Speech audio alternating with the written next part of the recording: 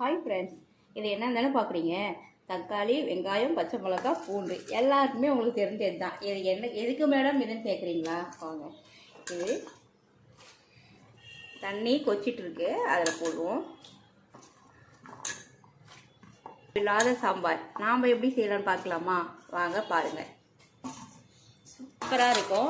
சிம்பிளான மெத்தடு தான் நம்ம வீடியோவில் போகிறது அத்தனையுமே ஈஸியான முறையில் செஞ்சு கட்டுறவங்களுக்கு இதை பார்த்து நீங்கள் பயனடைஞ்சிங்க. இது நல்லா வேகட்டும். உப்பு சேர்த்துக்குங்க கம்மியாக. தேவையான அளவுக்கு மஞ்சள் பொடி, லைட்டாக ஏன் இதை நான் சேர்க்குறேன்னா வாசனையாக இருக்கும். வேகக்குள்ளேயே ரொம்ப டேஸ்டான வாசனையாக இருக்கும். கம்மன்னு அவ்வளோதான். இது கூட இதை வேக வச்சுங்க, ஜீரகத்தை வேக வச்சுங்க, அப்போ தான் டேஸ்ட்டாக இருக்கும். இவ்வளோதான். இதை நல்லாவே கொச்சி வேகட்டும். ஒரே ஒரு லாஸ்ட் ஃபைனலாக எப்படின்னு காமிக்கிறேன். இப்போ இதை நல்லாவே வெந்துடுச்சுங்க. இதை நல்லா ஆற விட்டு நம்ம மிக்ஸி ஜாரில் நல்லா அரைச்சி எடுத்துக்கலாம். இதை நம்ம ஆற விட்டுக்கலாம், ஸ்டவ் ஆஃப் பண்ணிக்கலாம். இவ்வளோ தான். இதுக்கு பச்சை மிளகா, வெங்காயம், தக்காளி புளிப்பிக்கேற்ற மாதிரி நம்ம சேர்த்துக்க வேண்டிய. நிறையா போட்டாலும் கொஞ்சம் சாம்பார் புளிக்கிற மாதிரி இருக்குங்க, ஆனால் டேஸ்ட்டு செம்மையாக இருக்குங்க. இதை மாதிரி நான் செஞ்ச மாதிரி செஞ்சு பாருங்கள். இப்போ சாம்பார் கொஞ்சம் கெட்டியாகிறதுக்கு இவ்வளோ தாங்க போடணும். ரொம்பலாம் போடாதீங்க. இந்த அளவுக்கு போட்டாலே இது ஒரு 4-5 பேருக்கு மேலாவே சாப்பிட்லாம். இதை மாதிரி நீங்கள் அரைச்சி தாளித்து எப்படி இருக்குன்னு பார்க்கலாம். ஓகேவா? கழுவு சேர்த்துக்கலாம், ஜீரகம் சேர்த்துக்கலாம்,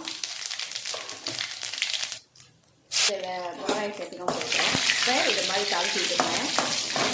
கொஞ்சம் தண்ணியை வச்சுருந்தேன் இல்லையா, அதை இதில் சேர்த்துக்கலாம்.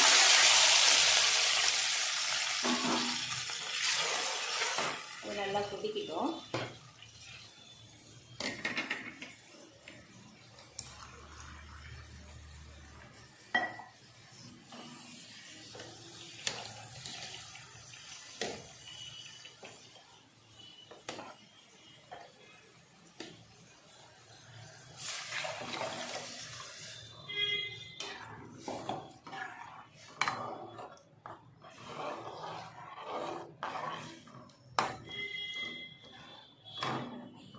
காஞ்ச மிளகாய் தூள் கொஞ்சம் சேர்த்துருக்கேன். ஏன்னா முன்னாடி பச்சை மிளகா போட்டுருக்குமா, அதுவே காரமானது தான்.